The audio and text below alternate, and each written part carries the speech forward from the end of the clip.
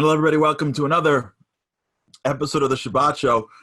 So awesome to be back with you. So awesome to be on again. Another incredible week that we get to spend together. It's amazing how much these weeks I find just seem to all move. We started the show, what feels like so long ago. And now one of the highlights of my week at least, is spending time with you.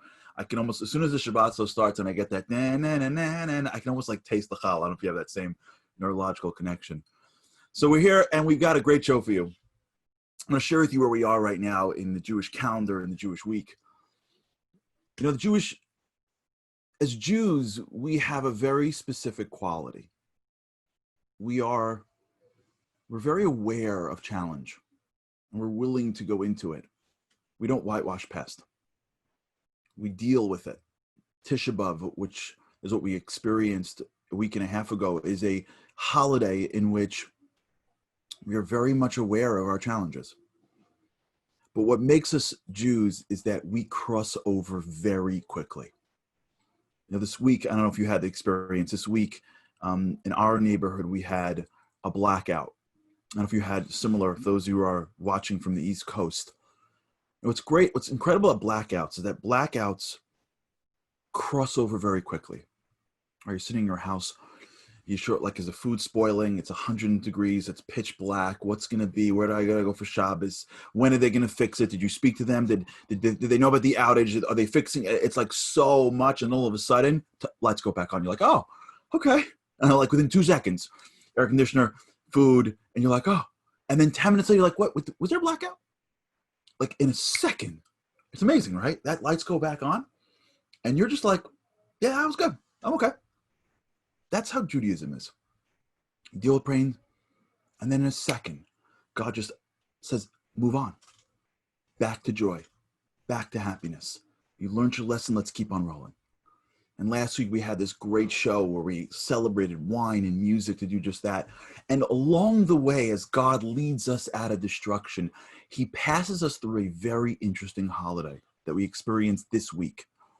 This week was a holiday that is probably the most unknown holiday throughout the whole calendar. It's called Tu B'Av. Tu B'Av is a holiday that has no real customs, no real laws. We don't really know much about it.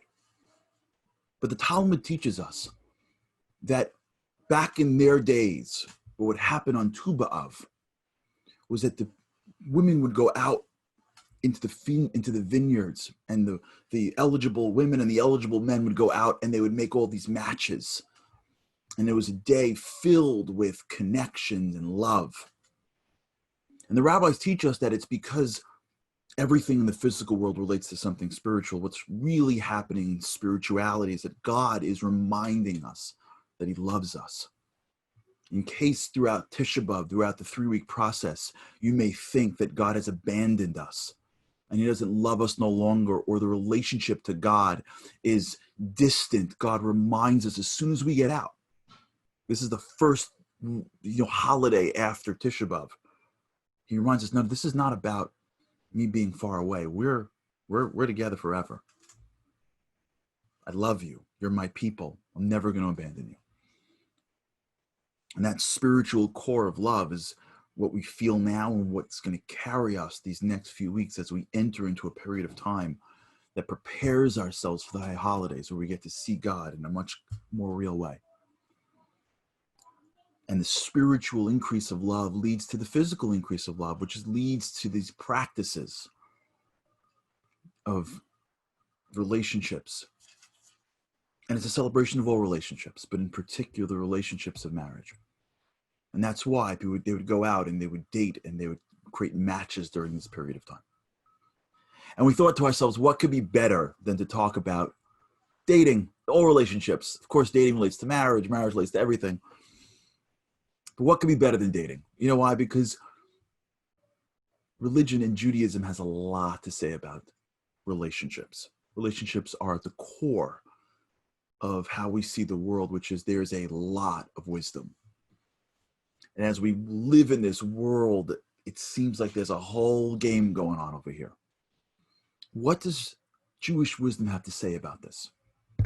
We have a great show for you that we believe will apply both to those that are dating, both those that are not yet dating, and both of those that have stopped dating for many years, they're married. Because relationships are at the core of Judaism and at the cusp of Jewish wisdom. We've got great guests to talk about it. We've got Eliza Ben Shalom here from Philadelphia, who you're going to love, who's an expert in this area. We've got Jack and Shira Malul from LA, who is here as well, who's going to share with us their wisdom. We've got Mark Goldman, founder of one of the greatest matchmaking websites in Jewish history, Saw You at Sinai. They've generated over 3,500 marriages. It's a lot of nachas from the bubby. We got Jamie Geller here. We've got great videos. We've got Shabbat Shalom shout outs. We've got a whole show. Stick with us to the end. We really, really are excited about this show, and we're pumped to get going. Before we do, a couple of announcements. As you know, I want to tell you what's going on this week in the great land of Project Inspire. This week we've got two great programs coming up, MindFlex and the MindFlex Deep Dive. MindFlex this week is a great program that they have with Harry Rothenberg and Josh Brody, two great individuals who I know well. They're going to speak about Judaism in the workplace, two very accomplished attorneys.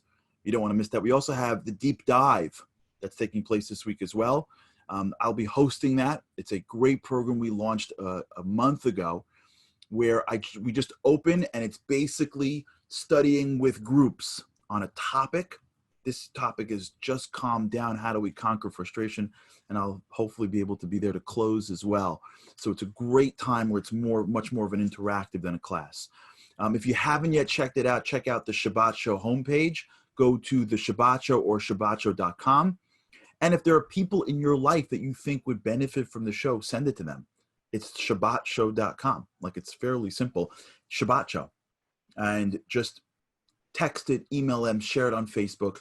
What we're finding is that as friends and family share it, hopefully people can benefit from being part of our larger community, and we can bring in Shabbat with more and more of us every single week. And don't forget, of course, the one-on-ones. You have this incredible one-on-one program where people are able to learn with study partners, custom bespoke learning. Like, what could be better than that? Make sure you text one-on-one to 97,000. 97,000. Text one-on-one 97,000 if you haven't already. If you go to ShabbatShow.com, there's a great trailer about what it's been doing to people, how much wisdom is being shared in such an incredible way. So take advantage of all the programs that Project Inspire is working so hard to offer. All it does is increase wisdom. Wisdom increases clarity. Clarity increases the ability to have a greater life. Like, who doesn't want a greater life? So rock and roll. Let's join that. Okay. Before we begin, let's get started. It's already starting already. I love it. I can almost see the chat exploding. Wherever you are, we'll try to find you. Please share with us where you are in Shabbat Shaloms. This is our way of, in the old days, you get to shake someone's hand. Remember the days like we shook people's hands? Like, it was amazing. I used to come out of shul and like shake individuals' hands I didn't even know. Now we have to do it, sort of like, the elbow bump, but also we do it this way. This is our way of giving everybody a Shabbat Shalom. So we'll do a couple of Shabbat Shaloms now. We'll get rolling with the program.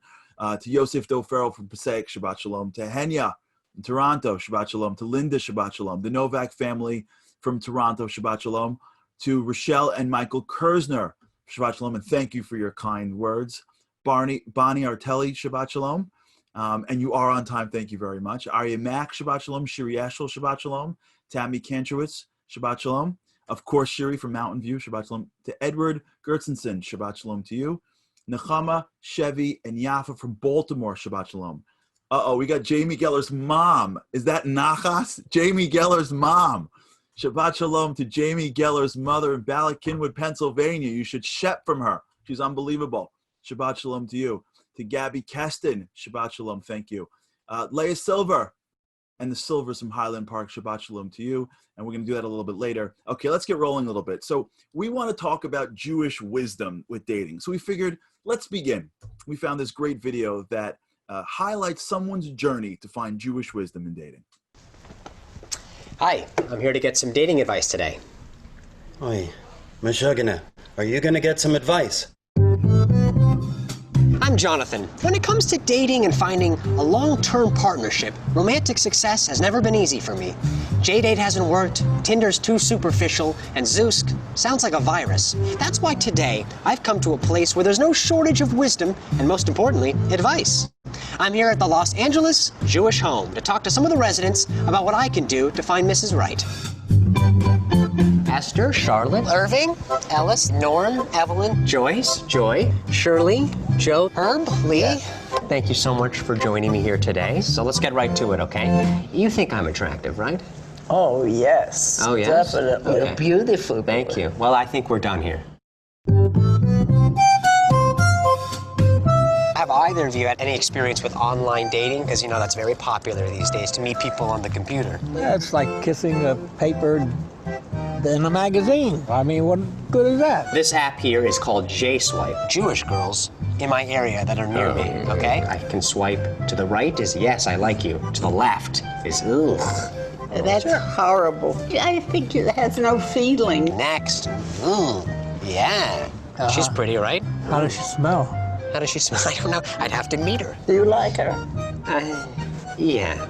I don't know if you can meet people like that. I never heard of people coming out of a machine. I dated one girl using this application on my phone. How'd that work? Not good. In my day, yeah, everything was personal. You didn't get out and type out or anything. There is more to a date than just the looks.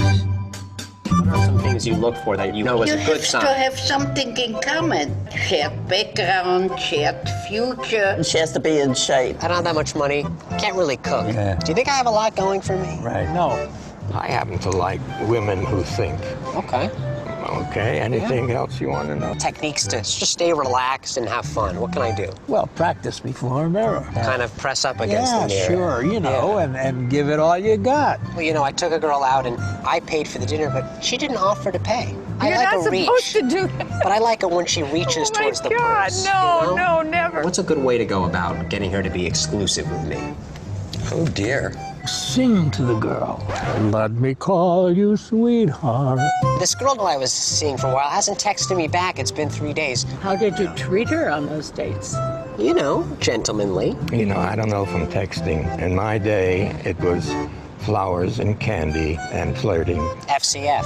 How many days do I wait to make that Facebook friend request? Facebook friend request? What the Exactly. hell is that? You got any granddaughters that you might want to set up this young, handsome Jew with, huh? Oh boy, I would never, ever. Not with my daughter. Oh, not with your daughter. Okay. He's a doll anyhow. you, It's mister. good to pinch his cheek. Well, there you have it. I learned a lot today from people who really know what they're talking about. I have a lot of advice and a lot of techniques to practice moving forward in my dating life. Now that we've got that level of advice, we're going to move on to some of the other experts. Our first guest here is Eliza Ben Shalom. She is a professional dating coach, an in-demand speaker, expert, and author of Get Real, Get Married, the guide to getting over hurdles and get under the chuppah. The founder of the company Marriage Mind Mentor, which connects singles from around the world with dating coaches. Lisa and her team guide singles through the steps to become engaged, regardless of age, affiliation, or stage in life. A regularly featured expert in the media, Lisa's relationships advice has appeared everywhere from the BBC World News to NPR to H.com. You may recognize Lisa from her appearances in the web series Soon By You or her Ellie Talks. MarriageMindedMentor.com is her website. Eliza, welcome to the show. Hi, thank you so much for having me. It is an honor to have you on, and we're talking about dating. We're talking about relationships. My favorite topic. It's There my you go. favorite. That's how we have you on. That's how we have you on. The comedian from LA found some advice somewhere else. We're going to the experts. I was laughing so hard. I was trying to calm myself before I came on. It was fantastic. I love it. And by the way, the pinching the cheek things, it's such it brings classic. me memories. It's memories of me going to visit my grandparents in Delaware Beach, Florida, and like coming back with red cheeks. It's the greatest. What would we do without Jewish bubbies? So talk to us. You've got this incredible class about the 7 rules. We don't have that level of time. If you want, go to Marriage Minded Mentor to find more about Eliza. Give us the top ones, which you think are sort of the core rules of dating, you say, to break. Right. So we're going to talk about we don't have so much time. So I'm going to talk about the top 3 rules that you should break. Okay. Number 1 is people tell you, don't talk about religion and politics. Like, stay away from the hot topics. Wait, what? Wait, you don't want me to talk about things that are important to me? Who I am, what I value, my Judaism, however Jewish I am, if I'm Jew, if I'm Jewish, if I'm into my Judaism, it doesn't matter. If it's something important to me, I should talk about it. And politics right now, politics is such a hot topic. People are like, you know what, just stay away. And it used to be in the olden days, you know, Republican, Democrat, like you could live together, you could work it out. Just don't talk to each other when you guys are like going to the polls. You know, other than that, you'll be fine in your marriage. Today, it's a part of our values. It's who we are. It's not a party we identify with. It's our values in line with what people are doing in the world. So it can't be that we should just forget about it and not talk about it. We should talk about it. The question is when to talk about it. So, you know, don't dig in and go real deep on a first date. Try to have fun, make sure you like each other. But absolutely, we should talk about those things that are really important to us. Awesome. Okay, what else you got? Number 2 is people tell you, don't talk to your ex, cut off all communication. You are done, forget about it and move on. In general, I would tell you, yeah, I totally agree with you. If you want nothing to do with your ex, you should never speak to them again, ever. But if you actually would like to rekindle something because you think something's there, it didn't work, you just want another shot at it, you should definitely talk to them. It's one of my favorite techniques because people that have a history together, there's usually a foundation of caring, of love, of something genuine and real that's there, and it can be built. And you know what? It has to be the right person and it has to be the right time. And if it's not the right time, but it is the right person, you should try again at a later time. But don't take it so far that you end up with a restraining order. Use balance, use wisdom. Right. Use common sense, but I love it so far. I love it. What you're saying so far, which I'm loving, is this ability to be real, to be raw, to be authentic, say what you believe, speak who you are, and also recognize that it's not just the person, it's the time. So be open that even the past can also be fixed. I love it. I love it. Yeah. What do you got, number 3? Amazing. Okay, so number 3 is really a hot topic right now, and everybody's, you know what, forget it. Don't do virtual dating. Just skip virtual dating because you know what? We'll go back to the norm. It's fine. We'll get back to like the good old days. Yeah. Are you kidding me? Facebook friends. What the heck is that? Right. Exactly. If you're not virtual dating, you're not dating. There are events. They're just starting again. They have 20 people, 30 people. You have your mask. Hi, how are you? It's so nice to meet you. I can't see you. I don't know you. You're going to get a better sense of somebody over the camera like this. So I've been digging into this really deep and I've been working with a lot of singles, and I have to tell you something. Right now is actually a prime time to be dating because a lot of people have been cooped up. We've been alone. We've been isolated. And now what do we want more than anything in the world? We want a relationship. We want to bring somebody close to us. We want to build something with somebody. And we're more motivated. Before, I could go to 5 parties and go find somebody in 1 week. And if there's nobody, who cares? Next week, I could go to another party too. Wow. Now, I can't. So now it's a hot time. People want a relationship more than ever. So do not virtual date just because you don't know what to do or you don't know how to do it or you think it's going to be a disaster. It's what everybody's doing. You're probably going to be doing it for the next 6 months to a year. So jump on board, and it's the way to go. It's the right time. I love what you're saying, and just so I can process it and share it with you, is this idea that you're getting across, which is be real, be open, be able to recognize that timing may not be right, but the person may be. But what I'm hearing you say also is you have to live where you are, right? Live where you are. You're living at a time right now where we're in wherever we are. Like people are further apart. They're not traveling. They're not getting on airplanes. They're not having large get-togethers. Last question, can a person, in your opinion, of course you have to meet the person, like the relationship requires human interaction, right? Marriage really wouldn't work virtually for a lot of reasons, but although some maybe wives are like, maybe I should try that, but I guess that's a different story.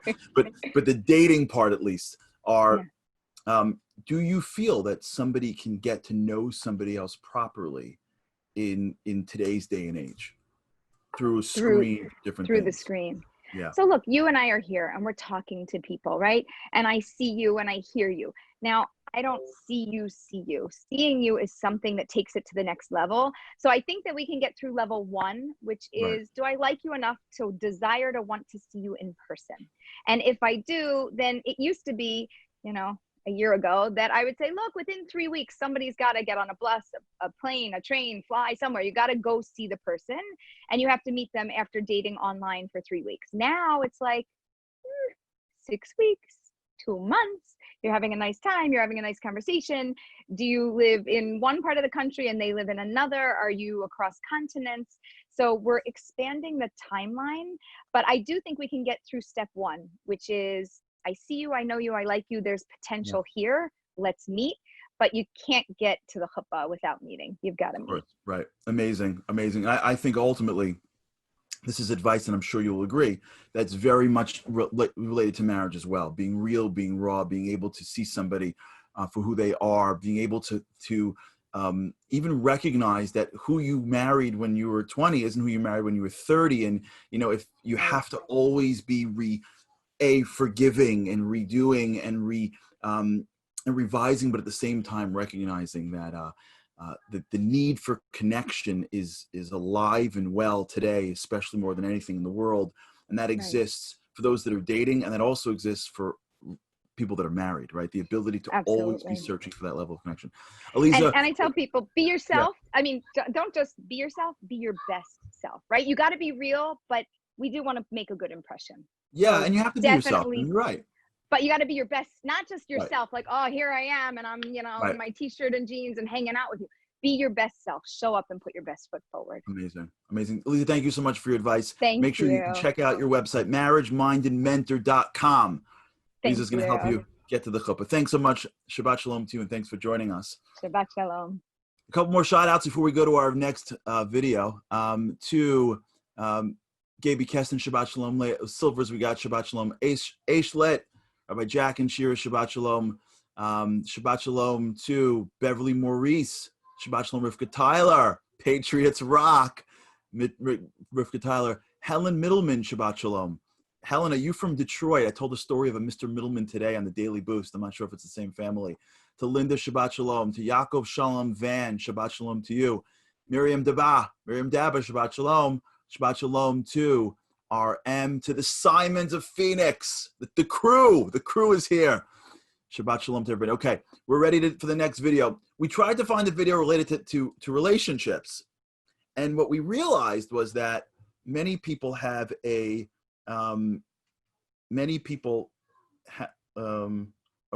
we're going to go to the next guest. I think there was a little bit of a shift. We're going to go to our next guest here. Soyu at Sinai is one of the most incredible dating matching scenes that we've ever seen. It's a website that has made 3,500 marriages, and we are lucky to have with us the founder of that. Mr. Mark Goldman is on the show with us today. Mark Goldman is the CEO and founder of Soyu Sinai, the largest matchmaking site in the Jewish community. Over 35,000 singles currently use the network, and over 3,500 members have married through the site. Prior to Soyu at Sinai, Mark spent 12 years in management consulting for A.T. Kearney, Mitchell Madison Group, and Zeborg. Mark received both his bachelor's and master's degrees in industrial engineering from Columbia University. He lives in Queens with his wife and 4 children. Mark, welcome to the show. Thank you so much, Charlie. It's fantastic to be here. Thank you for inviting me on today. Oh, how can we do this without you? You're the center of the spoke over here. Give us like the brief history if you can. I'm sure we can do this for an hour, but you're a successful consultant. You're in the world of management, and now, snap your fingers, 3,500 matches later, you're the CEO of Soyu Sinai. Just give us, if you can, the overview of that transition and how you thought to do this, and did you ever expect it to be what it is today? So I truly did not envision the success of Soyu Sinai. I was supposed to be taking a 2-year hiatus from doing consulting, and 2 years has turned into more than 15 years. And going back more than 15 years, I myself was a single looking to find my spouse. And I had been in the consulting world for 12 years, and I was very used to analyzing things. I was typical consultant where you looked at something and you determined what were the benefits of doing certain things and what were the drawbacks. And I decided to apply that to my dating life. I said, how do I date? And what are the advantages of going about certain things in certain ways? And I laid out a matrix. Might sound a little nerdy, but these are what typical consultants do. They're laying things out. They're going ahead and saying, why does this approach work, or why does it not work? And I laid it out, and I realized that there were a lot of methods out there, but one method that was not being used was taking something that has been done for our entire Jewish population since the beginning of time, which is going ahead and using a shotgun, using someone and matching you up, using a matchmaker, using a connector, whatever word you like to use for it, and matching people up together, but bringing that into the current times and taking those matchmakers and putting them online. And I realized that did not exist, but all the advantages of helping them and giving you advice and helping them sort through things for you, we're all busy today. I mean, I have somebody to help me find a house. I have somebody that can go ahead and help me work out, find the best nutrition, find the best job. But people were not using something that had been done for years, which is the matchmaker. So I created a system where matchmakers would be able to not only access their 100, 200 people that they had, but instead they can access 35,000 people and potentially find the right match for somebody across a much larger set of an audience, rather than their little shtetl from the olden times. There are a couple of people around. Here, they're able to go ahead and do it much greater. So you kept the most important part, which is the matchmaker, and you sort of accelerated the amount of people they can match. Correct. And of course, gave them administrative tools to be able to do that, because to look through 35,000 people would be impossible. So right. You can give them the tools to keep track of it, to allow them to filter it, to keep their notes, to be able to communicate effectively, to put that all together online was key for them. And I'm very thankful that a lot of amazing matchmakers are doing this beforehand came on board and realized, they said thank you, because they had these little Post-its in the olden times. Then they had Excel sheets, but they were completely getting lost of things. And this allowed them to organize it and effectively find it. And thank God, so far 3,500 are now can talk about our success in these past 15 years. But it's not been 2 years the way I thought it was going to be. As a matter of fact, what happened was, when I decided, and I gave notice to my firm way back when, that night when I contacted the first matchmaker to help me set this site up, I ended up going on a blind date with my wife. So I was like, listen, and so it's a crazy story, but it's really the truth. Mine, I'll hook up yours. It was not a day later. It was the day. Wow. I ended up getting set up. So there was this old men's hair commercial. They used to say I'm not only the president, I'm the user. And I thought I'd be able to say that. I'd be able to do that. But I never had the opportunity. 6 months later, we launched the site, and I had been dating for 6 months. And thank God, 4 kids later, I'm very happy that I found the right person. But I was really set up to be able to try to help myself, my friends, and everybody else. And amazing. And before we continue, I want to just make sure I make sure everyone knows this. Saw you at Sinai. If you want to be a matchmaker, or if you want to get signed up, or people. I'm sure every mother is right now texting their daughter and their son. Like, for sure the grandmothers are doing it. There's no question. Like, saw you at Sinai. Why wouldn't you find an incredible matchmaker to set you up? But let me ask you a question, because we're talking about dating and relationships. You've seen so many. So give me, if you have, tips as people date, either to focus on or to avoid. You're seeing it from a totally different perspective, right? You're seeing patterns, right? Especially because you have that management consulting matrix mind. What are you seeing as some of the high level challenges and opportunities people could be thinking about now as they engage in this? So first off, I think the word you just used is a very important one, which is perspective. Keeping things in perspective is extremely important. Quite often what we have seen is people lose their way. And obviously things are crazy out there today with COVID and many other things, but keeping everything in perspective is very important. And what I mean by that is, don't just make your search for an amazing relationship for your spouse as the center of your entire life to the exclusion of everything else. Concentrate on enjoying yourself, your career, your health, and everything else that you possibly can in our more secluded environment today.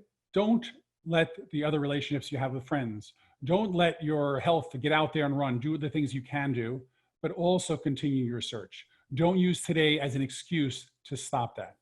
So keep things in perspective. Also, when keeping something in perspective, remember that just the way each of us are not perfect, the chances are the person that you're going to find will have their amazing traits and also their warts as well. And don't look at that and say, well, if they didn't have every single item that I wanted, then I'm settling. And who am I to settle? You know, every one of us is an amazing person. Who are we to settle? Right. Instead, look at it as you're compromising, you're prioritizing what's really important to you. And by the way, having it all doesn't equal happiness, as we see in the world over and over again. So even if you got everything, doesn't mean that's gonna be the right person for you. Instead, prioritize what's really important. When someone goes into business and gets a great deal done, do they necessarily get every single item they want in that deal? Or do they compromise? They prioritize what's important. Whether it's with a job, getting a house, whatever it is in life, it requires compromise. And even in your relationship, after you find that amazing person, it requires compromise. Yeah. So look at it from a perspective of prioritizing, compromising, not settling. And quite often, that simple perspective change becomes very, very important. And people need to sometimes take the time to do that. Yeah, and I completely agree. And it's funny because it's, as you're talking, I'm trying to figure out really the implications later on in life. And it's interesting the way you say it, which is when a person goes into a situation like dating, and there are people out there for them and trying, and you're in the headspace of priority and compromising, right? When you're in the headspace of I'm not perfect and I want to find the right person, not the perfect person. The idea, what you start to bring in the relationship immediately is this idea of compromise. So you don't just, you don't date with one mindset and then get married with the other mindset, because really the work begins, you know, once you walk through the chuppah. Correct. Mark, thank you for what you do for our people. Thank you for what you started for our people. For those of you who are not yet aware of Soy at Sinai, you should check it out. And really, we appreciate you being on the show and appreciate what you're doing. Thank you. Thank you very much. Appreciate it. Thanks for having me. Of course, that was Mark Goldman. It really is incredible that he created this incredible thing. You should really check it out, Soy at Sinai. And his point, which is really important for all relationships, which is this idea of compromise, the idea of perspective, the idea of, especially if you are single, of being able to push hard for it but not let it overwhelm is so critical. A couple more Shabbat Shaloms, I'm going to go to the music video. Shabbat Shalom to Lawrence and Hillary Hess from Fairlawn. Shabbat Shalom to Esty Menlowitz, and to your one-on-one partner, Isabel. Shabbat Shalom to Leah Peril. Shabbat Shalom to Debbie Bauer, Helene and Debbie. Shabbat Shalom to the Jacobs family from Denver. Shabbat Shalom to Liz Siegel from Miami, but now in Philadelphia. To Lisa Korfman, Shabbat Shalom to you. Okay, let's go to our next video. We tried to find the video related to relationships, and we thought to ourselves, what video can we find related to relationships? We found the music video that had a song that I am sure, no matter what your background is, no matter what your denomination, no matter where you're from, I'm positive that most people had this song in their wedding.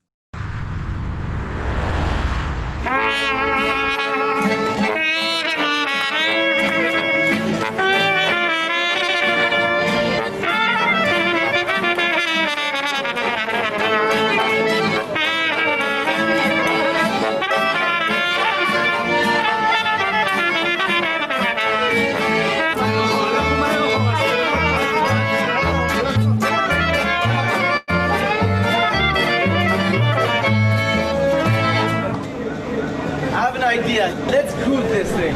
Come on.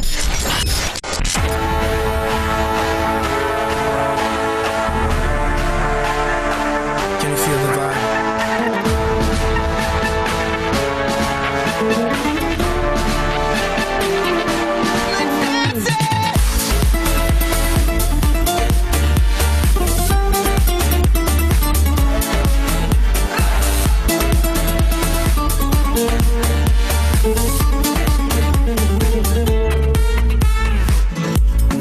Feeling low, there's a place to go. Come and dance with me. When you feel the beat stamping in your feet, dance away, break free. Take 2 steps to the left, 2 steps to the right, and turn around in circles tonight.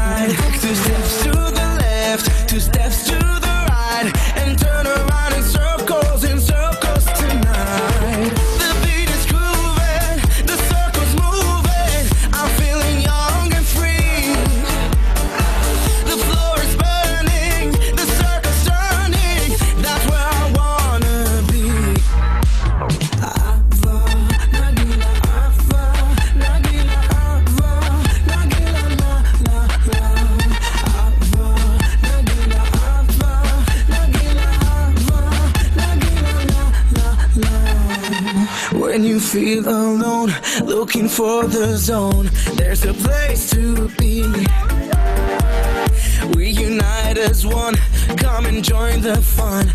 Take my hand and see. Take 2 steps to the left, 2 steps to the right, and turn around in circles tonight. Take 2 steps to the left, 2 steps to the right, and turn around in circles tonight.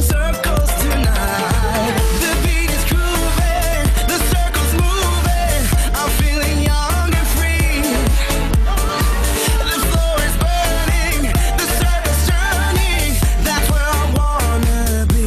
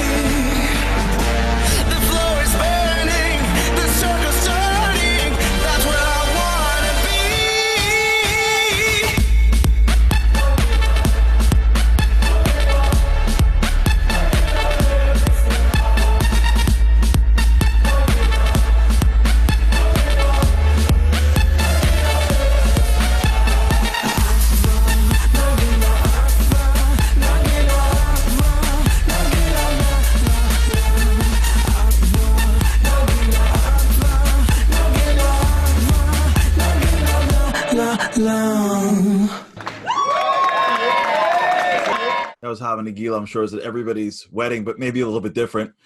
I bet you never thought you would see dancers singing, dancing to Hava Nagila like that. Well, only on the Shabbat show. It's all happening over here. Now it's time for Kahoot.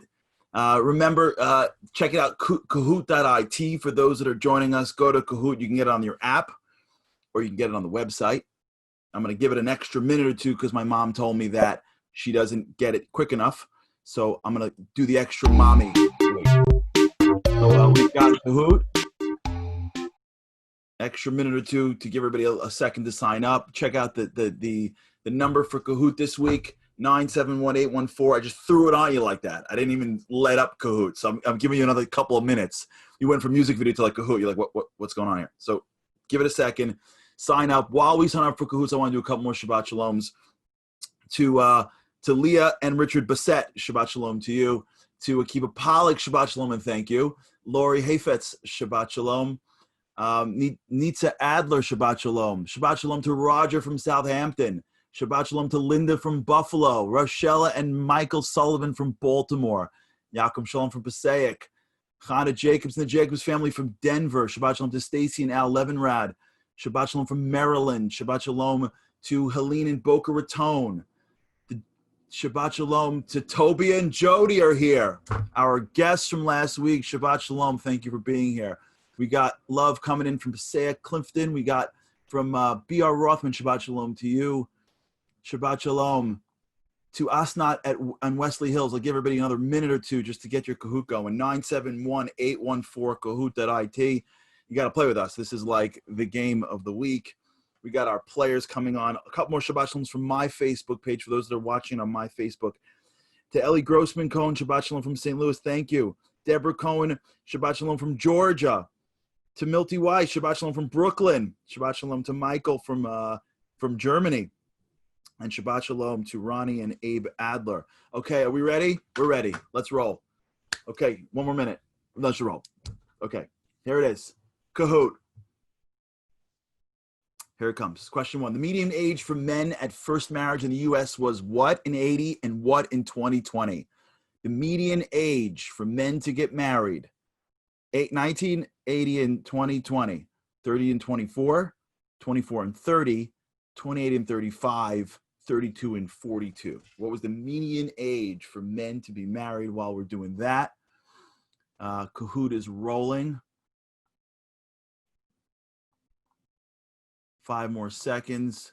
The Bagun family, Shabbat Shalom to Grandma Joanne Bagun and the Bagun Bolton Mishpachas. Shabbat Shalom to you. And the answer is 24 and 30. 24 and 30 is the right answer. Let's see how we do. Of course, Patriots Rock is right on the board. Dorit is a new one. I haven't seen Dorit yet.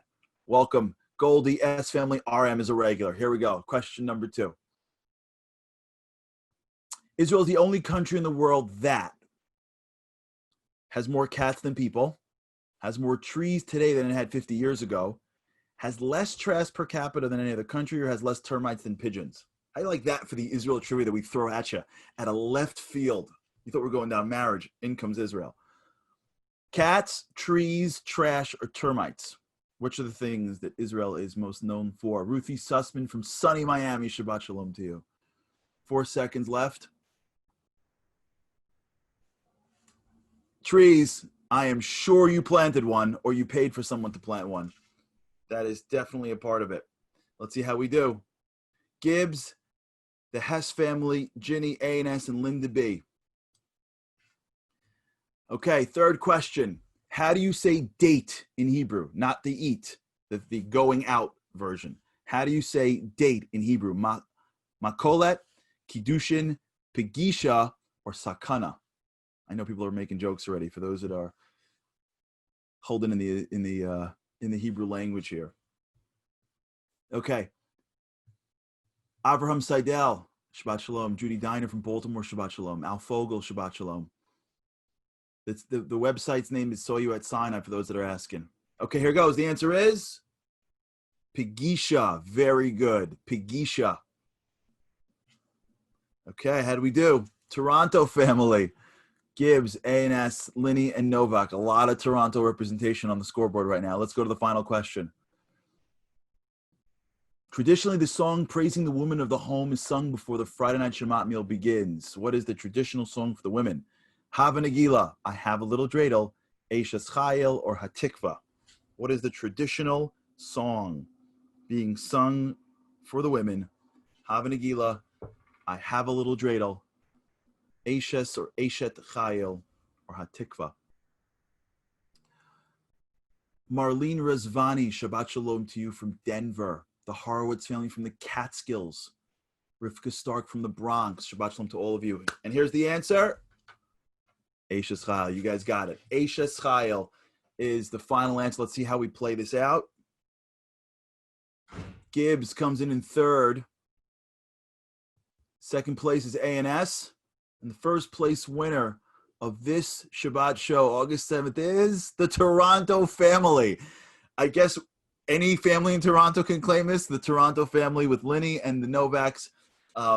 Congratulations. Make sure, of course, that you're checking it out. Go to projectinspire.com. Reach out to them. They'll send you gifts. They always do. So thanks so much for playing Kahoot. We appreciate it and hope you enjoyed. Now it is time for the one and only Jamie Geller, who lights up every single show. Please turn your attention to Jamie Geller.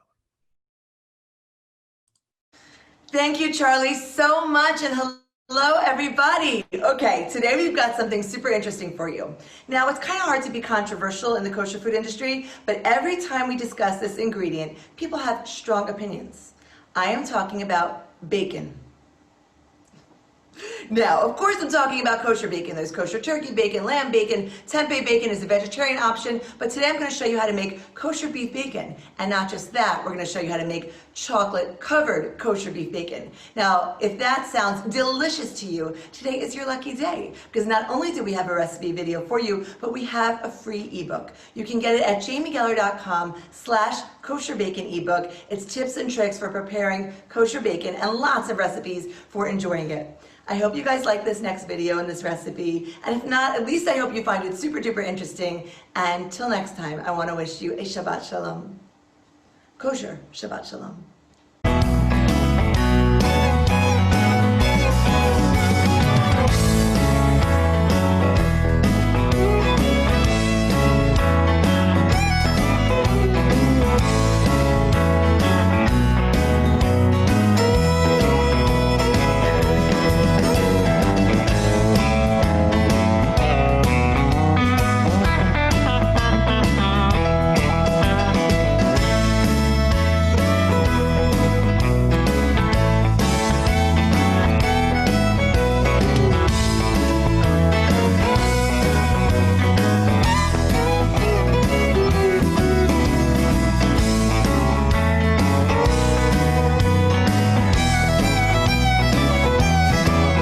Thank you, Jamie.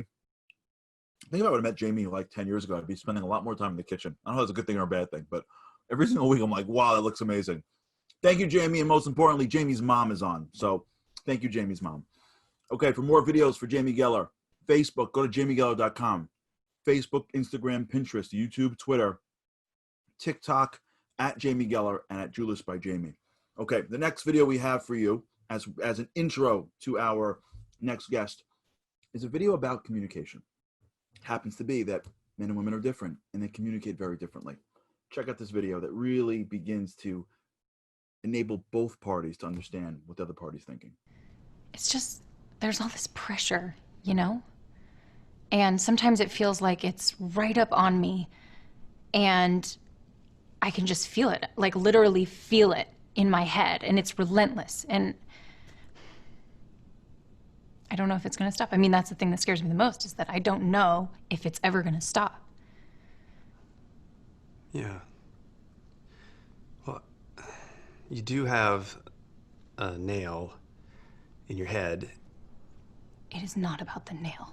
Are you sure? Because, I mean, I'll bet if we got that out of there... Stop trying to fix it. No, I'm not trying to fix it. I'm just pointing out that maybe the nail is causing... You always do this. You always try to fix things when what I really need is for you to just listen. Yeah, see, I don't think that is what you need. I think what you need is to get the nail See, out. you're not even listening now. Okay, fine. I will listen. Fine. It's just... Sometimes it's like there's this achy... I don't know what it is. And I'm not sleeping very well at all. And all my sweaters are snagged. I mean, all of them. Yeah, that sounds really hard. It is. Thank you. Ow! Oh, come on. Ow. If you would just... Don't... Try to see things my way. This begins the process of that people have different perspectives. We have with us two great individuals here, Jack and Shira Malul from LA. Welcome to the show. Hey. They are the founding directors of AISH Lit, Young Professionals Los Angeles, helping create a powerful revolution for young professionals and grad students. Welcome to the show. Hi. Hi. Hello from Los Angeles. Good to see you again. Great to see you. Great to be able to be connected. Thanks for all that you do. You guys are all over the dating scene. Give us, a lot of what people are struggling with is communication, as you saw from this video. Right? I played this for my wife. She was crying from laughter. I was crying. I couldn't believe it. This is like, how did he know? And she's like, how did she know? Talk to us a little bit about the blocks of communication that takes place in the dating world and what you're seeing from your perspective. Yeah. So I'll give you an example. Sometimes a husband can come home, let's say David and Sarah. David comes home after a long day of work and he walks in the house and Sarah's first response is like, hi, and I just got such a bad headache. So what's the natural way that David would respond is to say, well, why didn't you take a Tylenol? Or why don't you go to bed? Or why didn't you go to the doctor? And do you think she doesn't know where her bed is? For goodness, does she not know that there's a Tylenol? I think she knows about Tylenol. And I think she knows about the doctor. She could have gone there a long time ago. And really what's happening is you've been away all day. She's missed you and she just wants to connect. So what we as humans, especially males, tend to do is look for solutions. And it's good, but most times people are not asking for solutions unless they actually ask for it. So what we got to do is come in there and sit down and say, explore that problem that she's talking about. Instead of finding a solution for it, get deeper into it. So you say, can I sit down a second? Let me just sit down next to you a second. How does that feel? That must be so bad. That must be so painful. And now she's like, he's listening, he's connecting. He's not trying to find me solutions. He's actually just listening and being a listener to my problems. So, that story of the nail is kind of exaggerated, but the message is very clear. And, the aim is also that she should take his offer on his solution. That's a really good situation, is where she actually takes his offer. She says, you know what, Tylenol's a great idea. Never thought of that. But really what we need to do in order to fill in that need of connection is to sit down and just be a listener. Are you finding that this is a lost skill, right? Like, I can tell you honestly, like, I've been to scenarios like that dozens of times in my life where my wife would say, this is going on. I'd be like, yeah, here's the answer. And you know how long it took me? Like, do you know how many years it took me to get this? Like, it wasn't like, I wish someone would have told me, like, hello, stop solving your wife's problems. Like, it took me a while to really put together, like, wait a second, like, it's active listening, right? Active listening is of the most important traits that we need for anything, business, life. Are you finding on the dating scene that it's gone? People are just totally involved in their own world that they don't even hear people when they speak to them. I think so. I think that happens many times because everyone is focused on, you know, what I'm trying to get across. I want to look good. I want to sound good, whatever it is when it comes to dating or in marriage. You know, finding solutions. I'm tired myself, trying to fix the situation so I can sit down and relax or something. And I find that that's something that is definitely, like you said, is kind of a bit forgotten. But let's say us here, you know, in our home. So a lot of the times when I have something that I want to talk about and I'm just saying at the beginning, listen, Jack, I don't need any solutions. Just listen to me. That's all I want you to do.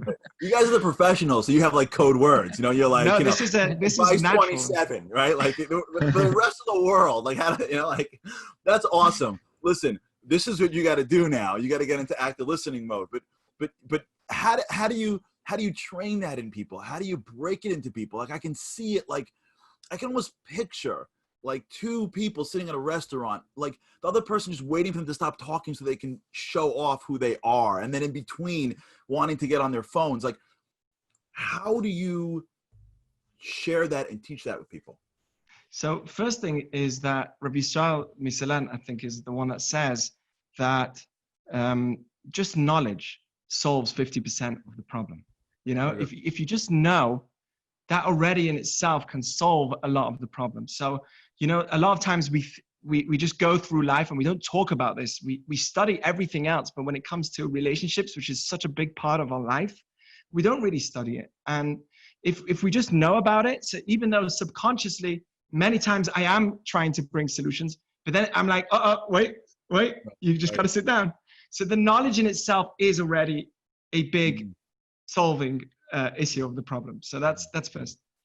But you should also know that the male quality is to actually try and solve. So, what she needs to do is also say, okay, he's trying to solve. Thank you. That's so nice of you. But he also needs to remember that he needs to actually help by making that communication. Yeah. Right. And that, I guess we would go to you, Shir, which is that's a good question for the guys. I'm hearing this at all levels, right? Because I am positive there's like thousands of men right now going, what? Really? That's what I have to do? Like, why didn't anyone tell me? I'm positive right now someone's looking at their wives going, oh, is that why? What? I'm positive. So for the guy stuff, you know, that makes sense. Talk to me, Shir, about the girls, about the ladies, right?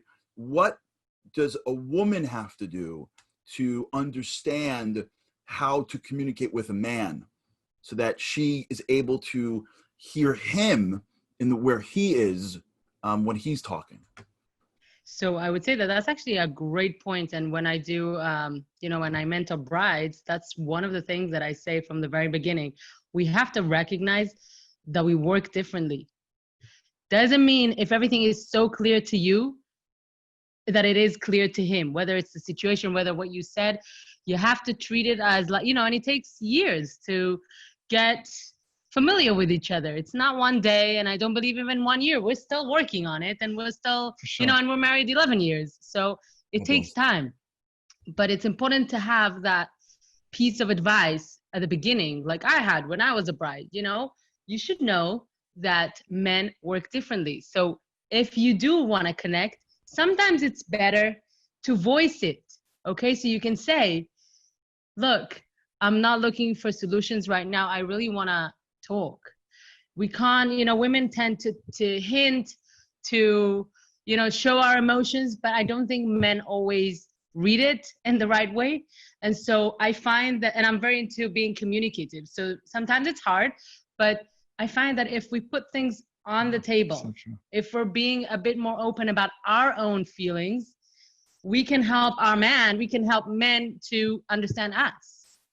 Does that make sense? That makes total sense, and we thank you for it.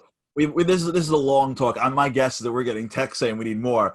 Shabbat is coming on the East Coast, and you guys have been so helpful, and I hope we really can continue this, because the point you're making, both Shira, to you in specific, is very astute, which is to come in it from the perspective as a woman, to come in it from the perspective of, I don't know my man. Usually the guys get hit. I mean, we're used to it. Like when there's a relationship issue, it's usually the guy, because you know, we're guys. Like that's how it usually falls into. We don't read the signs at all, not ever. Like, you know what I'm saying? It takes years to read signs.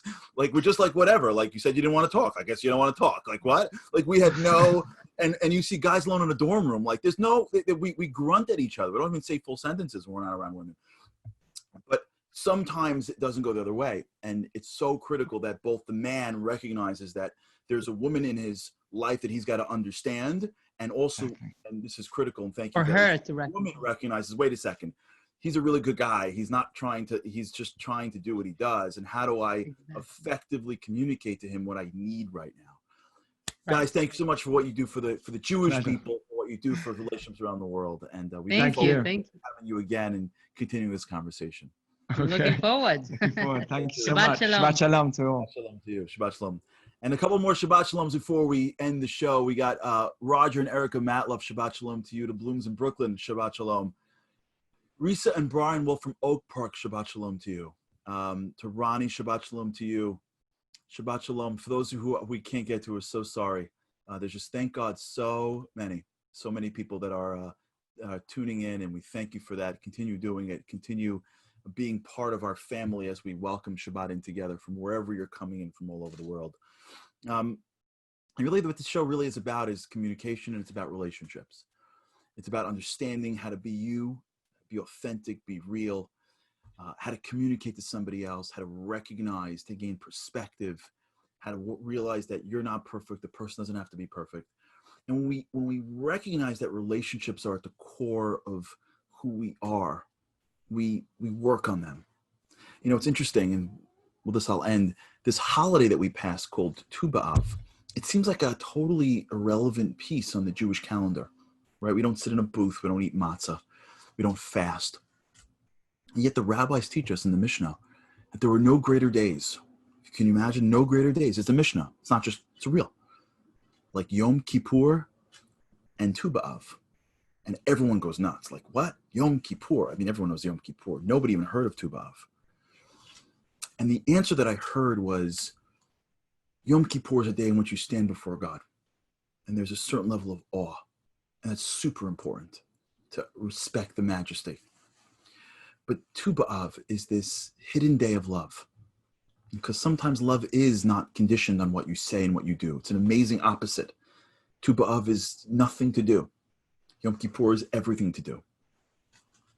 Sometimes in life, what God is telling us is this day of love is just something beyond what you can say and what you can do.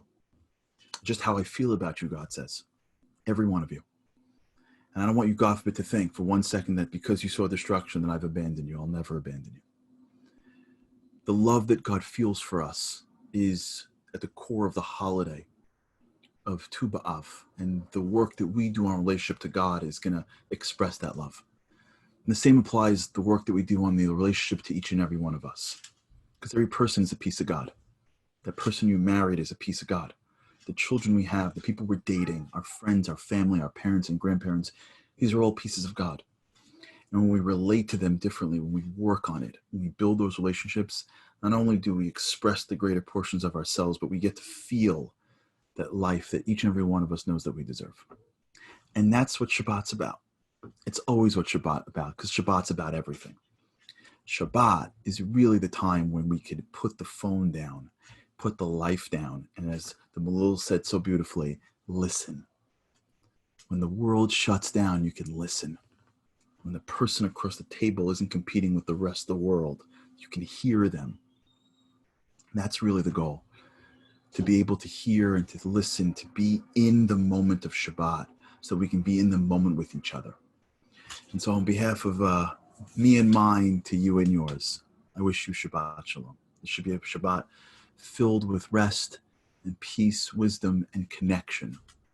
May this be a Shabbat where you feel really closer to the people around you, whether they're with you physically or not. May the bond, the spiritual bonds of each other grow tighter. May we be zoche, may we be worthy of seeing each other again soon. And I hope and I pray that next week we can do this live from Jerusalem. But if not, with God's help, I can't wait to see you next week. Have a great weekend, good Shabbos, and Shabbat Shalom. We together call it shoot. With every generation, they take one, raising the haters. Then I shimmy the pavement, blazing the safest. And the world asks where they went. Patience are faithless. The Torah give the whole world a facelift. If hatred is baseless, we take it, erase it, and exchange it for that master goal. We don't forget wherever we may go. There is only one place we know, and it's called Zero. Pieces and you're just falling down, falling down. I pick you up, and if you feel like you're outnumbered on a battleground, and you have